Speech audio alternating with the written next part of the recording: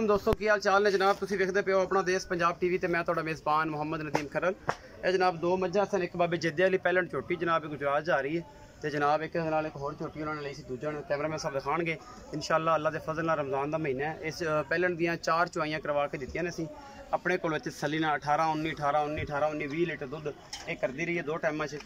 बाकी जनाब दूसरी झोटी 14 लीटर अल्लाह के फजल नाल हुण चुआ के तसल्ली करा के ठंडा टाइम होया तकरीबन 6:30 बजते पे ने। गड्डी नंबर 3388 ये जनाब गुजरात जा रही हैं। अल्लाह तआला दे रसूल के हवाले करन लगे हैं। कैमरामैन पूरी लोकेशन हर चीज़ दिखा रहा है, ये ड्राइवर ने भाई।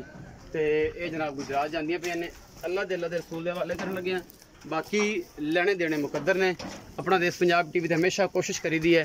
यह जनाब झोटी बाबे जद्दे वाली ते यह नाल दूसरी दूजे ने जनाब ये गुजरात जा रही ने।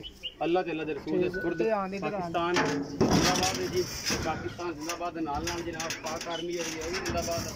अभी फिर डालिया जिंदाबाद कर लेने आप इतनी रहा। चलो जी, पाकिस्तान जिंदाबाद।